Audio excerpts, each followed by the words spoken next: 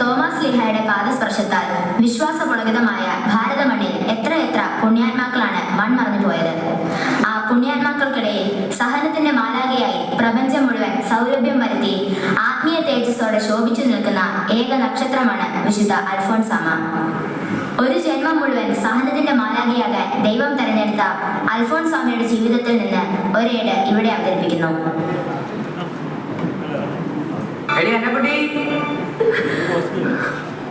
അന്നക്കുട്ടി അറിഞ്ഞോ? ചാവടി വലിയ ഗൂഢാലോചന.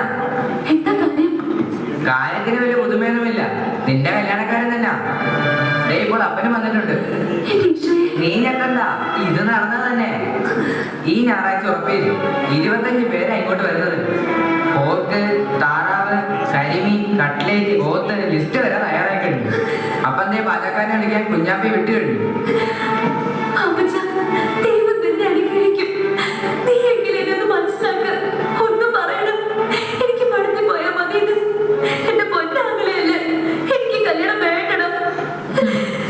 എന്റെ അമ്മയുടെ സ്വഭാവം നിനക്ക് അറിയില്ല.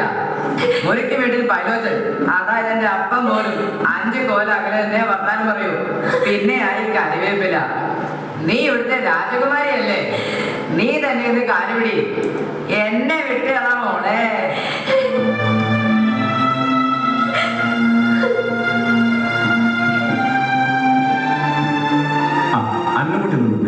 ഞാൻ മോളോടൊരു കാര്യം പറയാൻ പോവാ.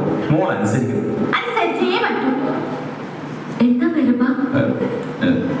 മോൾ സ്കൂളിൽ പോകണ്ട. ഞാൻ തന്നെ പറയാം. പിന്നെ ഒരു വാക്ക് പറഞ്ഞില്ലാതെ പറയരുത്. ഇന്നലെ വാഴപ്പള്ളിയിൽ ചെറുക്കന്റെ ആൾക്കാർ വന്നിരുന്നു. എല്ലാം ഞങ്ങൾ തീരുമാനിച്ചു. നാളെ കഴിഞ്ഞ് വാഴപ്പള്ളി വെച്ച് നിന്റെ കല്യാണം ഉറപ്പിക്കല. നിന്റെ അപ്പനെ അടിക്കാൻ ആളെ വിട്ടിട്ടുണ്ട്. അടുത്ത ആഴ്ച മനസ്സമ്മതം. 2 ആഴ്ചക്കുള്ളിൽ കല്യാണം. കുറച്ചിലോ പിഴിച്ചിലോ ഒന്നും ഉണ്ടാകാൻ പാടില്ല. ശബ്ദം കേട്ട് പോകരുത്.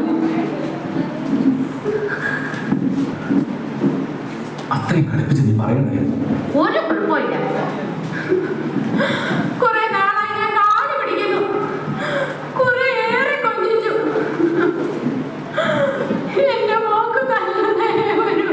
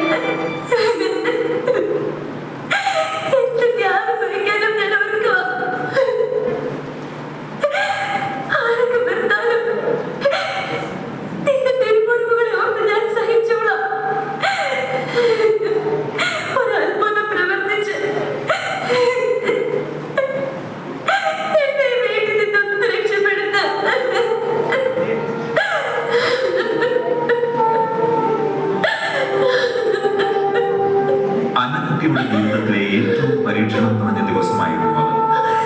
ഒരു നിത്യകന്യകയായി യേശുവിനു വേണ്ടി ഒരു സമർപ്പിത ജീവിതം. കുഞ്ഞുനാളിലെയുള്ള ആഗ്രഹം ഇതാ തച്ചുടയാൻ പോകുന്നു. എല്ലാവരും വർണ്ണിക്കുന്ന തന്റെ സൗന്ദര്യമാണ് എല്ലാത്തിനും കാരണം. നശ്വരമായ സൗന്ദര്യത്തെക്കാളും അനശ്വരമായ ദൈവിക സൗന്ദര്യമാണ് താൻ ആഗ്രഹിക്കുന്നത്. എങ്ങനെയെങ്കിലും ഈ കല്യാണാലോചന മുടങ്ങണം. പതിര് കത്തിയെരിയുന്ന ചാരക്കുഴിയിലെ തീയിൽ കാല് കുറച്ചു പൊള്ളിച്ചാൽ ഈ ആലോചന മുടങ്ങും. കുറച്ചു വേദന സഹിച്ചാലും എൻ്റെ യേശുവിന് വേണ്ടി ജീവിക്കാൻ തനിക്ക് സാധിക്കും. ഇതിനേക്കാൾ എത്രയോ പേരുടെ വേദനയാണ് യേശുനാഥൻ കാൽവരി കുരിശിൽ എനിക്ക് വേണ്ടി സഹിച്ചത്. അതിൻ്റെ ചെറിയൊരംശം ഞാനും സഹിക്കണം. കാലിലെ ഒരു വിരൽ പൊള്ളിക്കുവാൻ സഹനത്തിൻ്റെ തീച്ചൂളയിലേക്ക് സ്വയം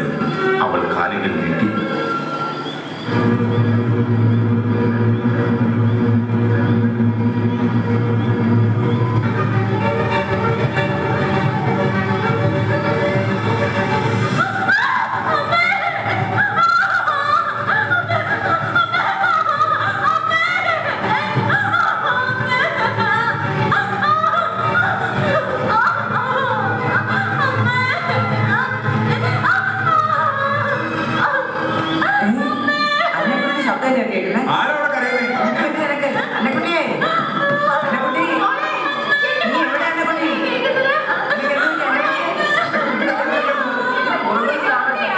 അന്നക്കുട്ടി നീ എവിടെയാ? അന്നക്കുട്ടിയെ